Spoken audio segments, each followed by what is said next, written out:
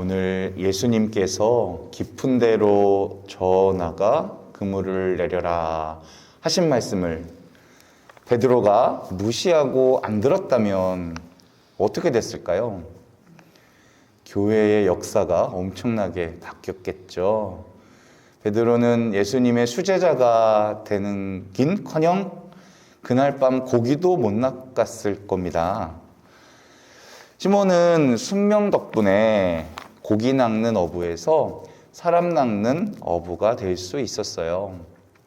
순명은 자기 지식으로 이해되는 것을 받아들이는 것이 아니라 이해하지 못하더라도 상대방의 사랑과 권위를 믿음으로 따르는 것을 말합니다.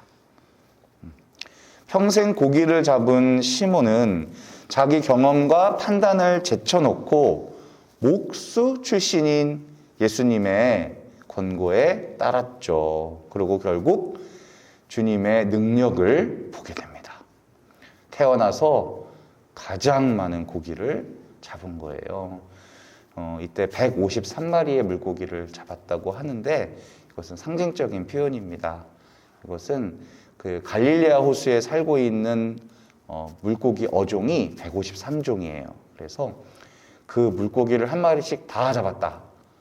그것은 전 세계 모든 민족을 다 낚을 것이다. 이런 뜻으로 우리는 해석할 수가 있어요. 그런데 말입니다. 고기를 엄청 잡았는데 기뻐하고 날뛰긴커녕 두려워했다고 했어요. 두려워했다. 예수님 앞에 무릎 꿇고 엎드려 주님 저에게서 떠나가 주십시오. 왜 그랬어요? 왜 그럴까요? 시몬의 눈에는 이제 물고기가 보이는 것이 아니라 능력의 주님이 보였기 때문이에요. 평소에는 내가 죄인이라는 것을 전혀 의식하지 못하고 살았는데 갑자기 주님 앞에 서니 내 허물이 보이게 된 거예요. 그분을 모시기에는 너무나도 부족한 내 자신의 모습이 보였기 때문에 스스로 엎드려서 이제 자백을 하는 겁니다. 예수님 사랑을 감당할 수 없다는 것을 알았기 때문에 저는 부당한 사람입니다. 이렇게 말한 베드로는 이미 고기 잡는 어부가 더 이상 아니었던 거죠. 고해성사를 드리다 보면 아주 오랫동안 쉬셨던 분을 만날 때가 있어요. 그런데 대부분 고해 내용이 아주 짧습니다. 미사 빠진 것만 말씀하시는 경우가 대부분이고요. 아주 몇 마디로 죄를 말씀하실 때가 많아요. 그럼 제가 조금 더 여쭤봐요.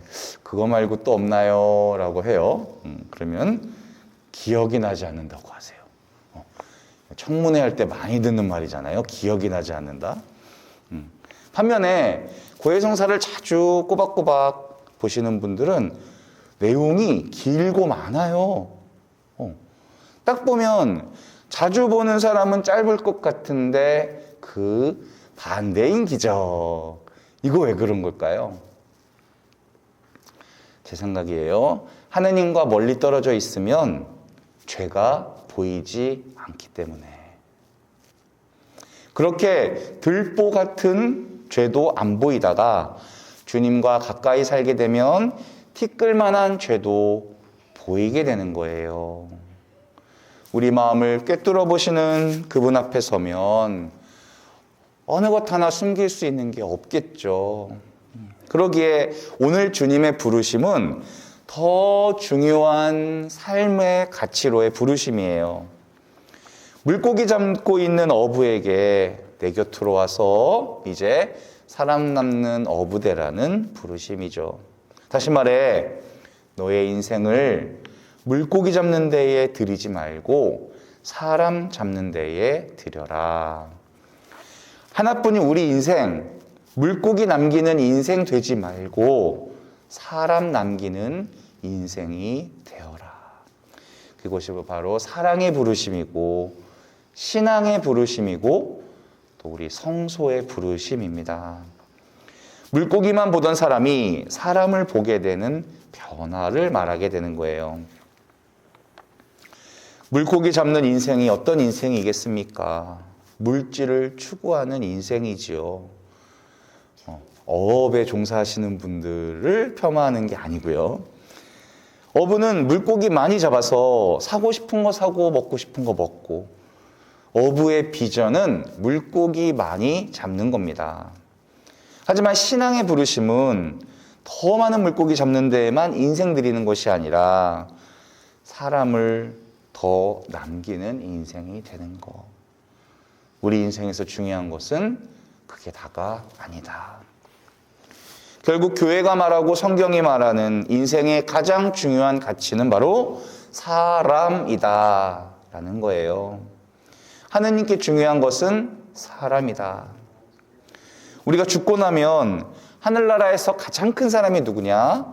살면서 돈 많이 번 사람, 일 많이 한 사람, 그런 사람들이 아니라 사람 살리고 생명 살린 사람, 영혼을 구한 사람, 그렇게 사람을 남긴 사람이 하느님 앞에서 가장 큰 사람이다라는 그 말씀입니다.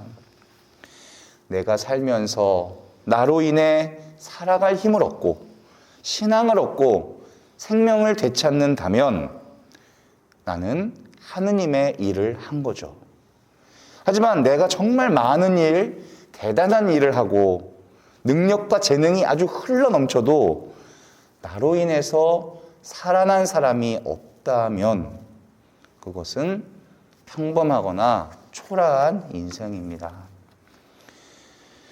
하느님은 우리가 얼마나 많이 벌고 얼마나 지위가 높고 얼마나 지식이 훌륭한지를 보시는 것이 아니라 그것을 가지고 무엇을 했는가를 보시는 거예요. 그것을 가지고 생명을 살리는 사람이 되었는가? 아니면 생명을 죽이는 사람이 되었는가? 남의 영혼을 살리는 사람이 되었는가? 아니면 물고기만 잡다가 온 사람이었는가? 그것을 하느님은 보신다는 사실입니다. 여기서 우리가 알 수 있는 것은 하느님의 관심은 오로지 사람에게만 있다라는 것이에요. 제가 브루스 올마이티라는 영화를 엄청 좋아합니다. 아마 제가 가장 많이 본 영화는 한 30번을 넘게 본 것 같아요. 학생들과 같이. 거기에서 평생 불평불만만 하던 주인공 브루스가 하느님의 능력을 얻게 돼요. 너무너무 투덜투덜거리니까 하느님이 그럼 네가 한번 하느님이 되어봐라 하고선 모든 능력을 다 주세요.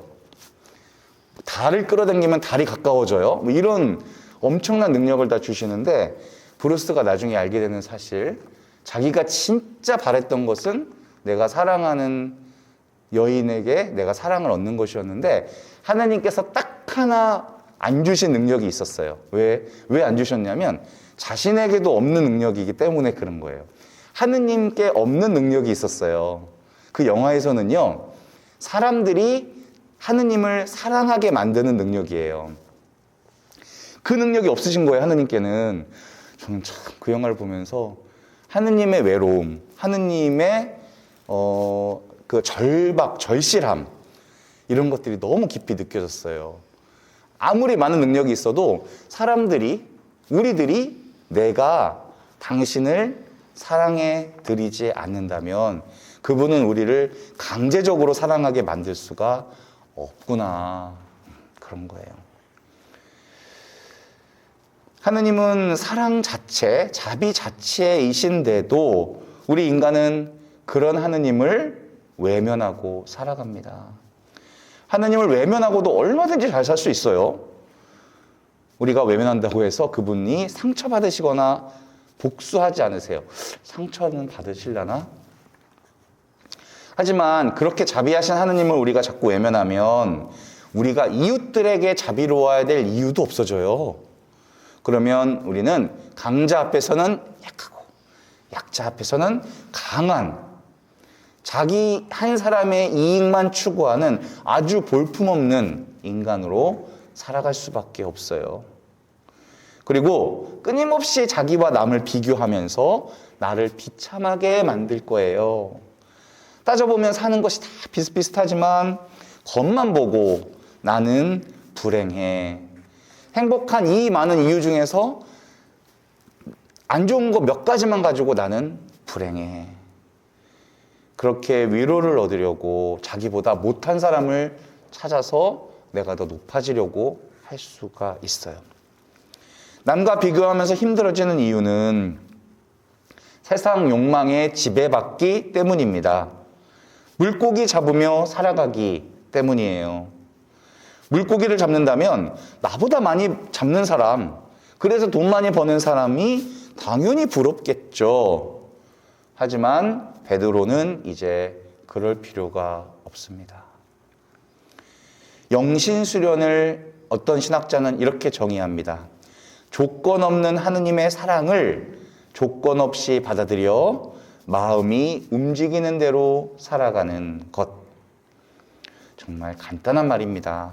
하지만 이 간단한 일을 하지 못해서 우리는 아직도 물고기 낚으며 오늘을 살아가요. 우리가 많은 일을 한 것에 기뻐하지 말고 얼마나 본질적인 것, 사람 남기는 일에 충실했는지를 잘 생각해 보며 반성하는 연중 제5주간이 되셨으면 좋겠습니다. 아멘.